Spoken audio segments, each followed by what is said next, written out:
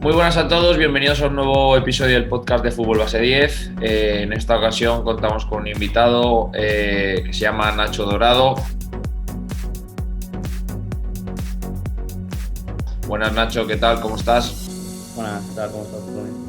Un placer de que estés aquí con nosotros y que compartas este ratito junto a Fútbol Base 10, que seguro que es una charla súper amena y súper constructiva. Y os presento a Nacho un poquito su experiencia. Nacho es entrenador de nivel 3, actualmente es entrenador del Juvenil Nacional del Club Deportivo Alcoyano. Años anteriores ha estado en diferentes etapas como entrenador, tanto cadete, infantil, juvenil, así que nos contará sus diferentes experiencias. También recalcar que ha estado en el fútbol amateur un par de temporadas. Y por último, aparte de su rol de entrenador en el Juvenil Nacional del Club Deportivo Alcoyano, también lo intercala con coordinación de fútbol 8 y metodología. Así que Nacho, sin más demora, empezamos ya con la entrevista. Y la primera pregunta: ¿cómo fueron tus primeras experiencias en los banquillos y cómo surgió esa pasión por ser entrenador de fútbol? Bueno, antes que nada, agradecerte la invitación. Es todo un auténtico placer poder pasar este rato y compartir experiencias y vivencias con vosotros. También daros la enhorabuena por la labor que hacéis, porque al final todo el contenido que aportáis a entrenadores que inician y entrenadores que ya llevan unos años es de agradecer. ¿Vale? Respecto a la pregunta, pues bueno, surgió de repente, no es algo que estuviese premeditado ni demás. Al final, bueno, como suele pasar, al final, pues estabas en etapa juvenil de jugador, el club te hace la propuesta de estar en un equipo de segundo entrenador para echar una mano y demás, y empiezas a tocar este mundo y te empieza a gustar y la verdad que yo con 21 años dejé ya de jugar y me centré únicamente en entrenar, porque al final descubrí que lo que hacía me gustaba, que lo que hacía aparentemente se me daba bastante mejor que lo que era jugar. Y sí que es verdad que el detonante fue que una vez tú estabas ya empezando a entrenar y analizabas tú un poco desde la parte también del entrenador, veías que a nivel de jugador, pues bueno, yo te hablo desde mi punto de vista y de lo que me pasó a mí.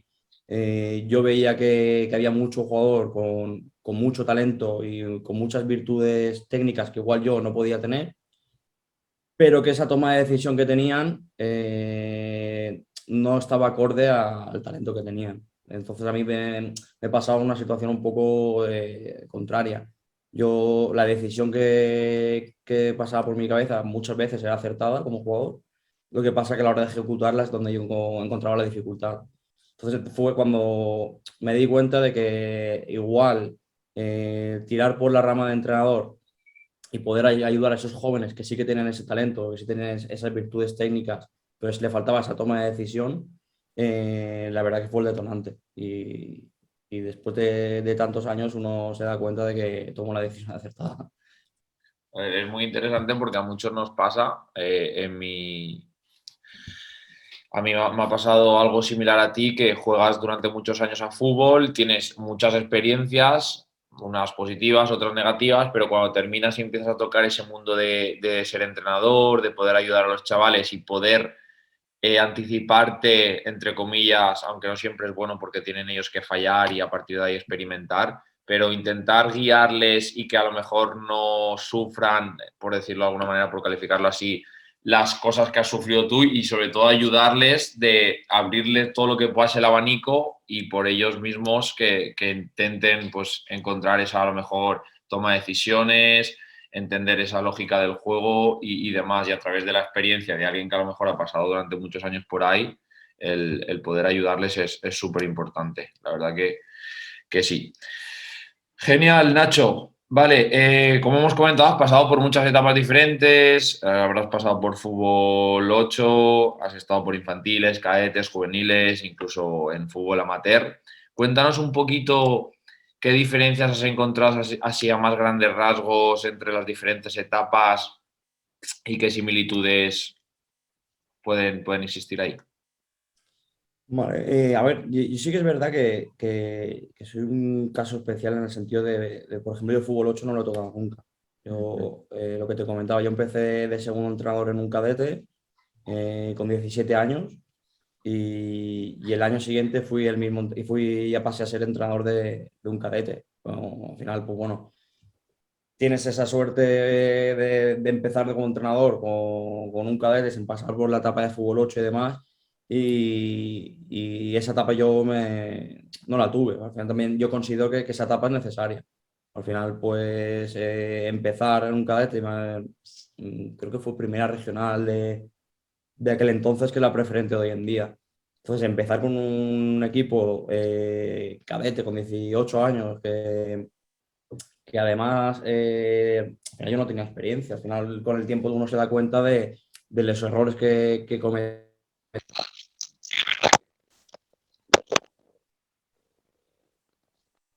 por formarme, por aprender, en el día a día intentar hacer lo mejor posible.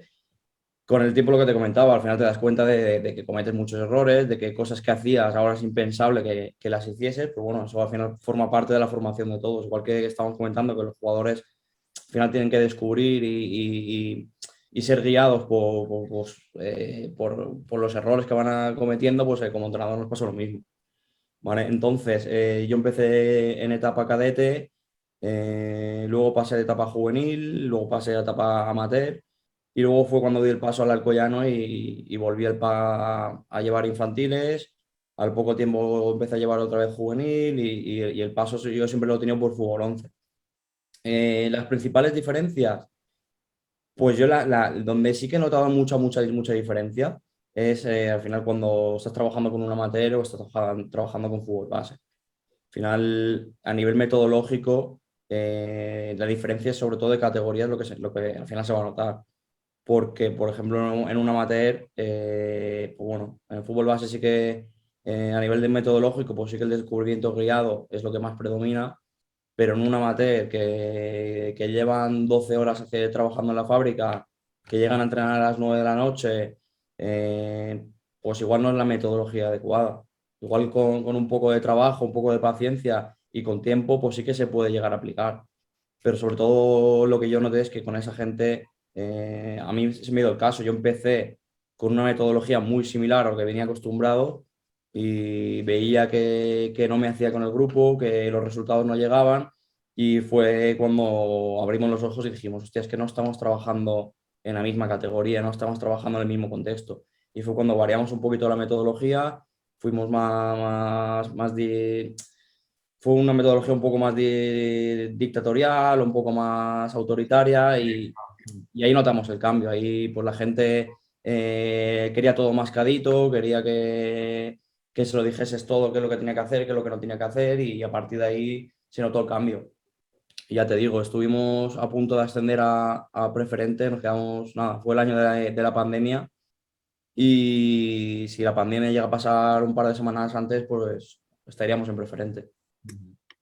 Sí, sobre todo lo que comentas, que al final esa gente más en fútbol amateur se pasa todo el día trabajando y luego al final el fútbol para ellos es un hobby. Al final ellos llegan, lo que quieren es jugar a fútbol y ya está. Decirle, vale, vamos a hacer esta tarea, esta tarea, esta tarea, va enfocado a esto, porque el sábado queremos hacer esto y fuera. Fútbol base es otra historia. Fútbol base da igual que juegues contra el primero, contra el séptimo y contra el quinto. Al final lo que tienes que intentar es que el proceso ese sea a largo plazo, darles a los chavales herramientas para que vayan aprendiendo por ellos mismos, autoconocimiento, autoorganización y lo que tú comentas, acompañarles en su descubrimiento, en el aprendizaje y ser un apoyo para ellos y cuando necesiten pues estar un poquito ahí más a su lado y a lo mejor intentar darles un poquito más, guiarles en la solución, pero simplemente acompañarles en el proceso. Vale, fenomenal, Nacho. Estamos hablando un poquito de la metodología. Luego te preguntaré, porque como hemos comentado al principio, estás de coordinador de fútbol 8 y también en el área de metodología, pero me gustaría preguntarte primero un poco cómo organizas tu semana ahí en el juvenil del Nacional del Club Deportivo Alcoyano, cómo organizáis un poquito la semana según días, qué tipología de tareas utilizáis y cómo conforme va pasando la semana, cómo vais enfocando para día de partido. Bueno, pues a ver, Lo primero, pues bueno, supongo que le pasará también a mucha gente. Nosotros, pues bueno, no, igual no tenemos la suerte de disponer, por ejemplo, del campo entero todos los días de la semana, ¿vale? Que al final es algo que metodológicamente te limita mucho. Al final hay días de la semana que igual el objetivo o por metodología deberías estar trabajando con un espacio mucho más amplio y no podemos. Y tenemos que trabajar con solo medio campo y tenemos que adaptarnos. ¿Vale? Pero bueno, básicamente pues, lo que se suele hacer habitualmente. El primer día de la semana se suele hacer la recuperación, el compensatorio. Eh, por ejemplo, este día disponemos de campo entero y prácticamente nunca lo usamos. Lo usamos bueno, pues para dividir un poco los grupos y que un equipo trabaja en medio campo y el otro trabaja en el otro medio campo. O incluso hay días que la recuperación la realizan en el gimnasio y disponemos del campo entero y no lo usamos. ¿Vale? Pero bueno, pues son cosas que tiene cada club y que bueno, que tienes que convivir con ello, que tienes que adaptarte. Ujú. Entonces ese día sobre todo, pues bueno, mucha participación del preparador físico,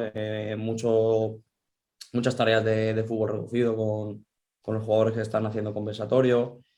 Incluso se ha dado el caso de que algún día, pues bueno, yo creo que algo bueno que ha tenido la pandemia es que hemos descubierto muchas tecnologías, hemos aprendido a trabajar desde casa a través de Zoom y demás. Y pues bueno, hay días de la semana que igual si jugamos domingo, pues nos hemos planteado hacer el compensatorio vía Zoom, sobre todo pues bueno, para también la gente que viene de fuera, pues hacerles evitar ese día extra que tienen que venir.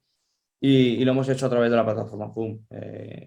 Yo creo que de la pandemia debíamos de sacar algo positivo y yo creo que es algo muy positivo que hemos sacado. Me parece muy buena Después, idea. Perdona, Nacho, que te corte. ¿Y los chavales la han acogido bien? ¿O hay a lo mejor chavales que dicen, Nacho, a mí me gustaría los lunes ir a entrenar y estar en campo? pues hay un poco de todo. Sí que es verdad que al principio, pues bueno, la acogida era buena, porque al final también es un trabajo en el que están acostumbrados a hacer, que lo han estado haciendo prácticamente todos los días durante meses y hacerlo un día a la semana, pues no se les hace pesado, Ujú. ¿vale? Ya te hablo un poco desde nuestro contexto, porque, por ejemplo, hay jugadores que tardan una hora, hora y media en venir hasta el lugar de entrenamiento, ¿vale? Encima nosotros entramos a las 4 de la tarde.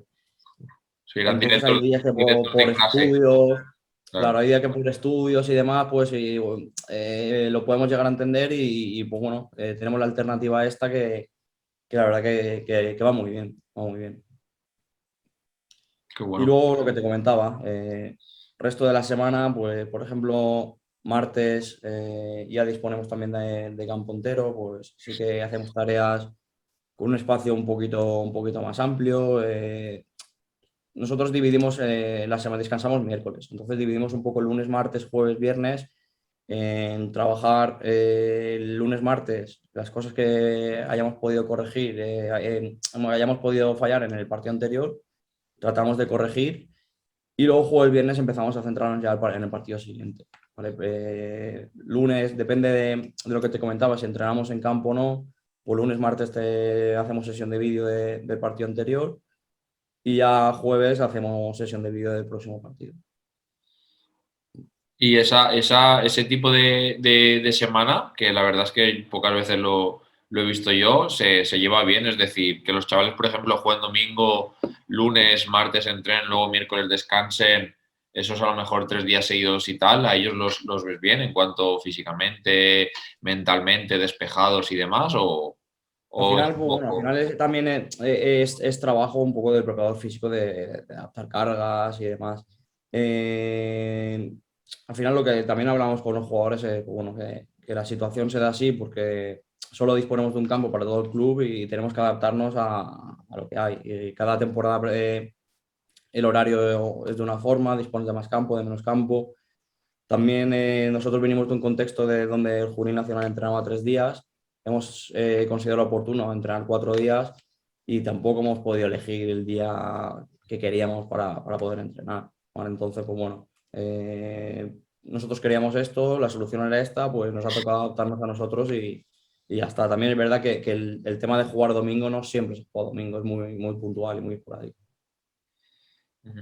Y en cuanto a la disponibilidad de campo que hablas, que creo que le pasará a muchos compañeros, ¿soléis utilizar a lo mejor tareas espejo y os las dividís entre entrenador, segundo entrenador, preparador físico o alguna tarea satélite y envías a algún grupo de futbolistas con el preparador físico, a lo mejor hacer otro trabajo alternativo y demás? ¿Eso lo soléis hacer como recurso? Sí, solemos trabajar así. También en función del día de la semana. Nosotros te comento un poco también cómo se trabaja desde el club. Desde el club hay un preparador físico para la línea A y un preparador físico para la línea B. Ujú, Y ese preparador físico trabaja con todos los equipos, ¿vale? Sí que es verdad que con el juvenil A, pues bueno, a nivel de desarrollo de sesión y demás, sí que está integrado en el cuerpo técnico, ¿vale? Pero en el resto de equipos nosotros trabajamos que la primera media hora, la primera parte del entrenamiento trabajan con el preparador físico, ¿vale? Entonces, en el resto de equipos, pues bueno, sí que esa parte del preparador físico pues está un poco más aislada de lo que es el equipo, pero en el juvenil A está integrada. Por ejemplo, en el juvenil A nosotros, pues bueno, hay días de la semana que dividimos el grupo en dos, en tres, según lo que interese, y sí que dividimos el grupo. Sobre todo los días que tenemos medio campo, tratamos de dividir, tratamos de hacer igual diferentes tareas y a modo rotatorio pasamos por todos los roles, por primero, segundo y preparador físico. Hay días que final de sesión igual hacemos partidos reducidos de tres equipos y dos están jugando y un tercer equipo está trabajando con el preparador físico. Sí, nosotros al final tratamos de adaptarnos a ello. Al final, ujú. el no disponer campo pues hace mucho. Es que es muy importante, sobre todo, el compromiso motriz de los futbolistas, porque muchas veces ves a futbolistas que están parados, que están haciendo a lo mejor un reducido, 4 contra 4, 5 contra 5, y a lo mejor el equipo que descansa parado sin hacer nada. Y muchas Sí. veces, si son chavales, a ver, en este caso hablamos de juveniles, pero podemos hablar de infantiles, de cadetes, de cualquier etapa. Bueno, el equipo ese que descansa puede estar desde haciendo un trabajo desde core, desde fuerza o otro reducido 2 contra 2 en un espacio más pequeño. Y yo creo que lo que comentas son. Y al final también es dependiendo también del objetivo técnico, táctico y físico que quieras. Al final, si quieres trabajar un objetivo y estás haciendo un 11 para 11 en un espacio reducido, pues igual no cumples ningún tipo de objetivo. Correcto, Al final, todo va dependiendo también muy ligado del objetivo que quieras cumplir. eso es, eso es. Fenomenal. Vale, vamos a centrarnos un pelín más en tu figura de coordinador y de metodología, relacionándolo ahora con la semana. Si quieres, empezamos por la metodología. Más o menos, como coordinador de metodología, ¿cómo presentas a los entrenadores esa metodología? ¿Os basáis en alguna identidad según el contexto del club? ¿Qué tipología de tareas buscáis más, menos? ¿Le dais más importancia? ¿Y cómo lo presentáis para que los entrenadores se sientan parte de esa metodología y la quieran aplicar? Y que no haya, por ejemplo, un entrenador que diga, no, a mí esto no me interesa, yo soy de A, B y C, o yo siempre he hecho esto y me ha servido tal, o esto yo de pedagogías y tal, no me interesa. ¿Cómo lo intentáis vender y cómo lo estructuráis y lo organizáis para que los entrenadores quieran llevar a cabo ese proceso metodológico?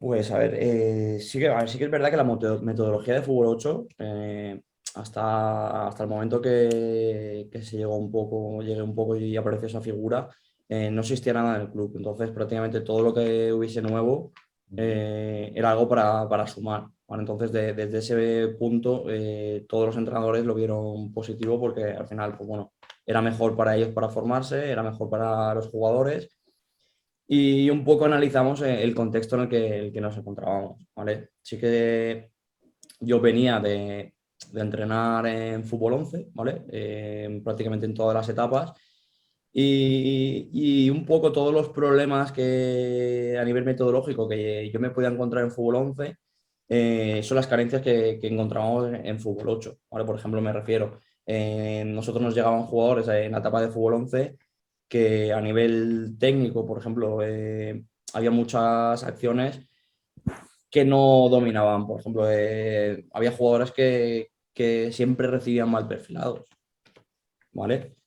O que a la hora de, por ejemplo, dividir o de fijar, pues bueno, sabían un poco el concepto, pero no lo aplicaban bien, ¿vale? Entonces, en fútbol 11 llegaban después de toda la etapa de fútbol 8 cogiendo esos tipos de vicios que han estado repitiendo, por ejemplo, el tema de los perfiles, han estado repitiéndolo tantas veces mal perfilados, tantas veces mal perfilados, que llegar a fútbol 11 y tener que centrarte en un punto en el que tú estás compitiendo, tener que centrarte en ello y quitarle ese vicio es complicado, porque al final se han repetido tantas veces algo que creen que lo están haciendo bien, que de repente cambiar, aparte de que tienes esa falta de tiempo porque te tienes que centrar en cosas más importantes, al final era complicado.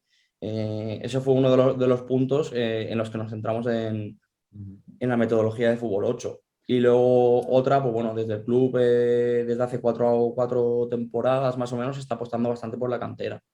¿Vale? Continuamente, me parece que el año pasado que se ascendió a Primera Ref, habrían unos 15 jugadores que han pasado por la cantera. O sea, hace unos años era impensable. Ujú. Y desde entonces, pues bueno, jugadores que terminan la etapa de juvenil, todas las temporadas hay uno o dos jugadores que dan el paso al primer equipo. ¿Vale? Entonces, otro punto que fue detonante en la metodología fue eso, que al final, cuando terminan juvenil, los que dan el paso al primer equipo son uno o dos jugadores, no da el paso el equipo entero o un bloque muy amplio del equipo. Entonces, nos dimos cuenta de que había que centrarse a nivel metodológico en mejorar al máximo ese jugador individualmente, pues al final lo que tenemos claro es que igual en fútbol 8 sí que pasan bloques de equipos hacia arriba. Una vez llegan a fútbol 11 van cayendo jugadores por el camino y en esa última etapa de juvenil a primer equipo pues pasan uno o dos por temporada.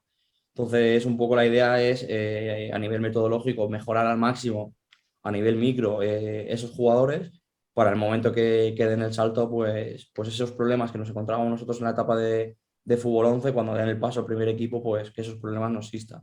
Ujú. Estás escuchando el podcast de Fútbol Base 10, el lugar en el que hablamos de la iniciación a tu deporte favorito. Entonces sí que estáis viendo resultados, porque si están llegando tantos jugadores y aparte una categoría como Primera Ref es importante, y además en un club histórico como el Alcoyano, que siempre está ahí compitiendo en categorías altas nacionales. Y ahora que has comentado los aspectos micro, Nacho, ¿eso cómo lo enfocáis? Es decir, a lo mejor una semana decís, vale, pues esta semana vamos a trabajar el control y pase, a la siguiente semana vamos a enfocarnos en la conducción y los feedbacks van a ir dirigidos simplemente a eso y luego lo integráis de alguna manera o lo integráis todo de repente y el entrenador tiene que darle más importancia a alguna cosa o da feedback a todo un poquito en general. ¿Eso cómo funciona en el departamento de Pues a ver, metodología? nosotros desarrollamos la metodología y tenemos una periodización, ¿vale? En la que cada sesión o cada semana tiene un objetivo técnico-táctico que tienen que trabajar, ¿vale? Para al final también, como en fútbol 8 al final no se exige resultados a nadie y sí que se exige el tema de la formación, no se trabaja en función del rival al que te acabas de enfrentar o al que te vas a enfrentar. Entonces tratamos de tener una periodización en la que durante un trimestre trabajen todos los contenidos que no se pueden dejar por el camino y no se pueden olvidar. Así sabemos que todos los jugadores en la etapa de fútbol 8 han trabajado todos los contenidos que luego nos interesarían de cara al fútbol 11. ¿Vale? Después, igual que te comentaba que en fútbol 11 existe la figura del preparador físico, que cada equipo tiene un preparador físico asignado. En fútbol 8 pensamos que la figura del preparador físico igual no es tan necesaria e incluimos un poco la figura como lo llamamos el tecnificador. ¿Vale? Entonces, esa persona es la que se encarga de trabajar durante media hora, 45 minutos de cada sesión ese objetivo técnico o ese objetivo técnico-táctico, ¿vale? Porque nosotros creemos que sí, que se tiene que trabajar la técnica, pero por ejemplo, la conducción, no trabajamos la conducción como conducción, sino cómo podemos aplicar esa conducción a un objetivo táctico o cómo podemos, por ejemplo, aprender los jugadores a saber fijar, a saber dividir, a fijar rivales, a fijar intervalos y a través de esa conducción cómo pueden aplicarla a conceptos tácticos.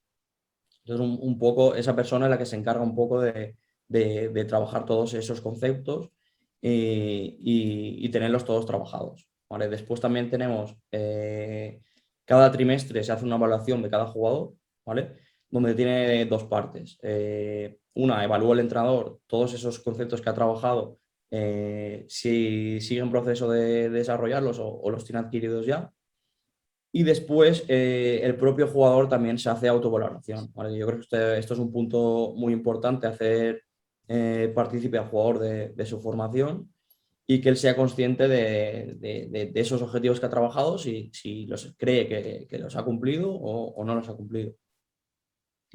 Qué bueno, y el tecnificador al final lo que hace, que crea un poquito así de contexto, son tareas un poquito más analíticas, más para enfocarse en el gesto técnico, más cerrado, para Y al luego final, pues, ya... bueno, siempre básicamente ocupa normalmente o ocupa la parte del calentamiento y igual la primera tarea de la partida principal y los calentamientos, pues bueno, depende del objetivo, pues hay días que ese objetivo pues, lo puede cumplir con una rueda de pases o con un juego de calentamiento o con un rondo, dependiendo del objetivo que vaya a tratar.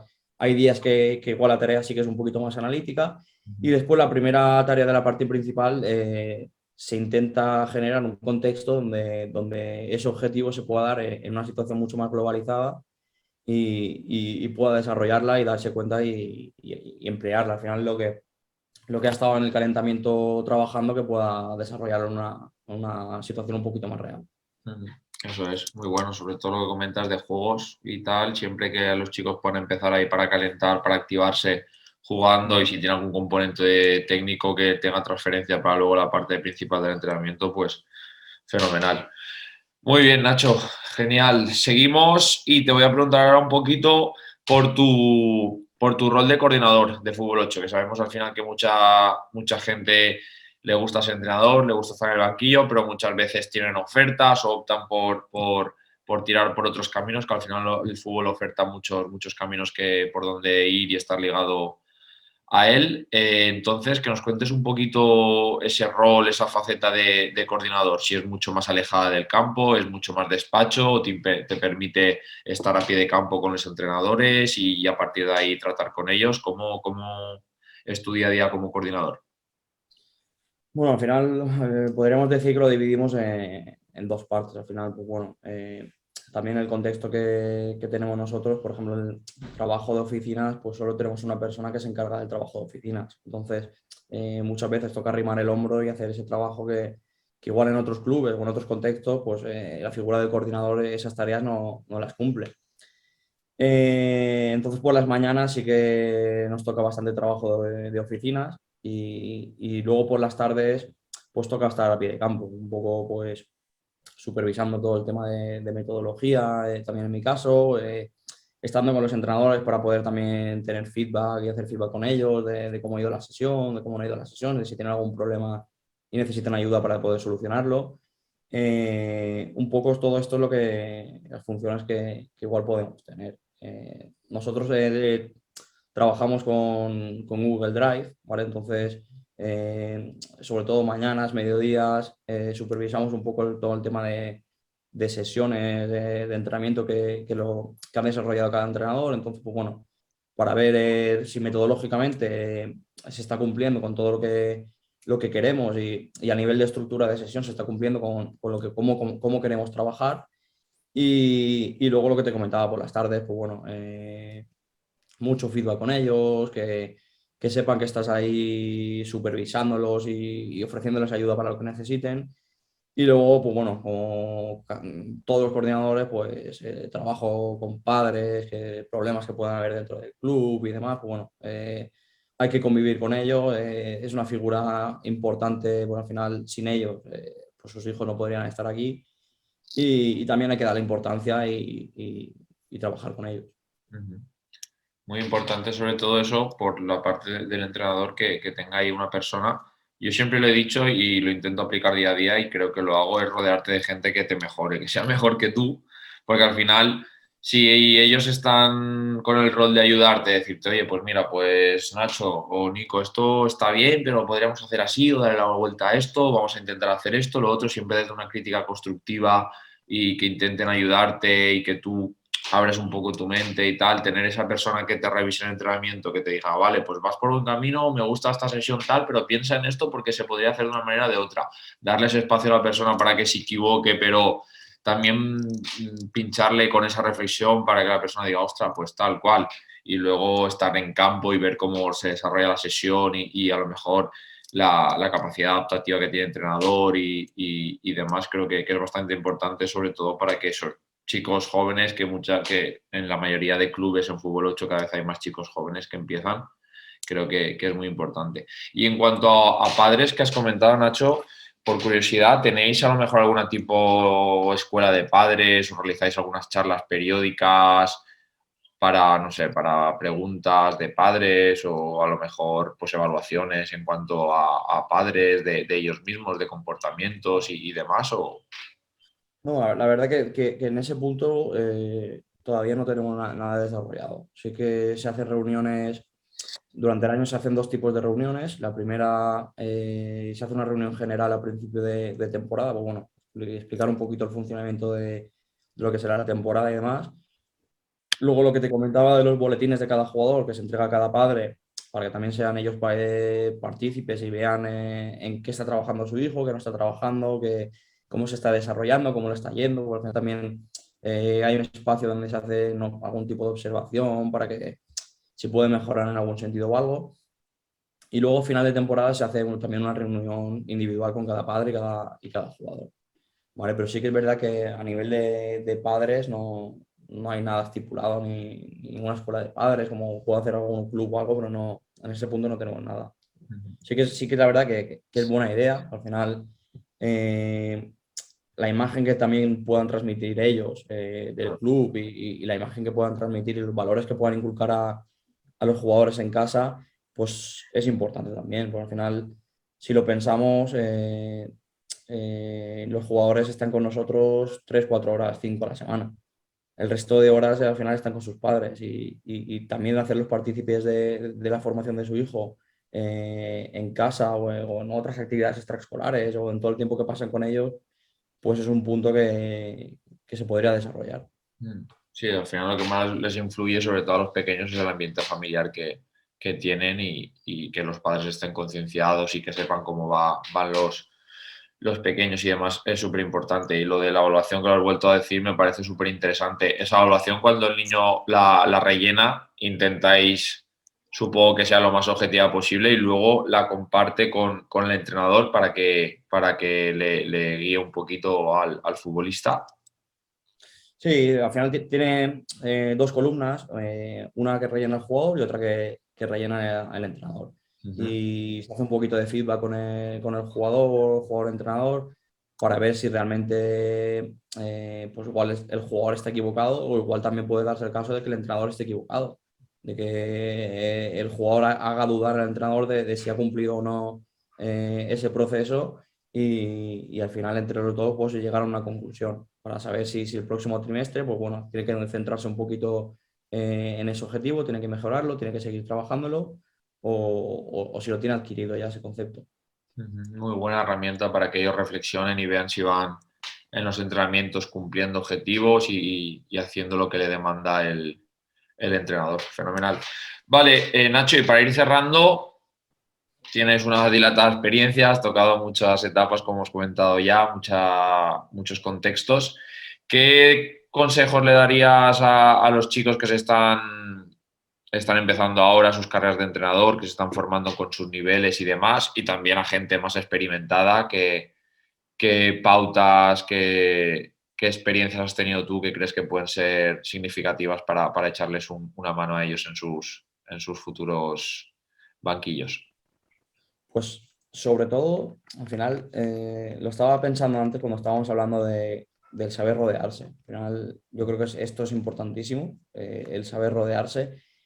Y luego yo te hablo tampoco desde mi experiencia. Yo al final, esa figura de coordinador o esa figura de tener a alguien al lado que te diga qué cosas estás haciendo bien o qué cosas puedes mejorar, yo, por ejemplo, esa figura no la tuve.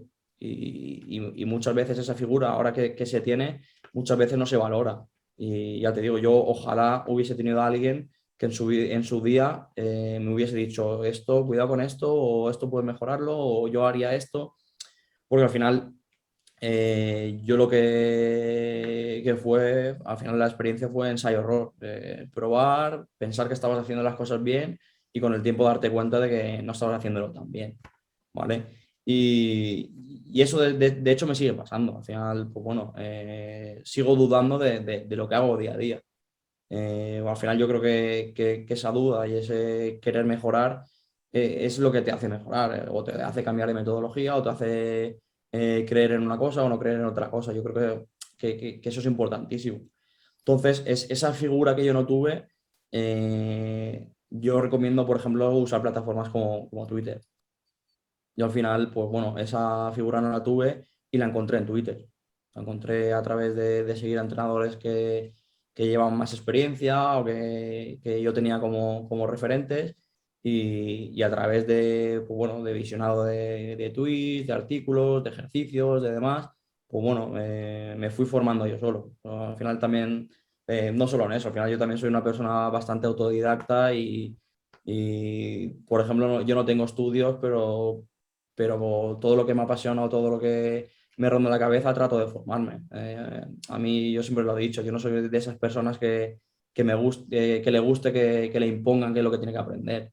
Yo aprendo lo que me apetece aprender y en lo que me apetece aprender trato de ser el mejor y trato de formarme lo máximo posible para luego poder darle rendimiento y poder aplicarlo. Eso es, así es, que bueno, sobre todo eso, autoformación constante, siempre pensar que no lo sabemos todo, seguir fallando para seguir aprendiendo y rodearte de gente mejor que tú siempre y salir de esa zona de confort y estar ahí un poco siempre a remolque, siempre te exigirá ir ahí dando lo mejor para ir evolucionando y siguiendo al pie del cañón.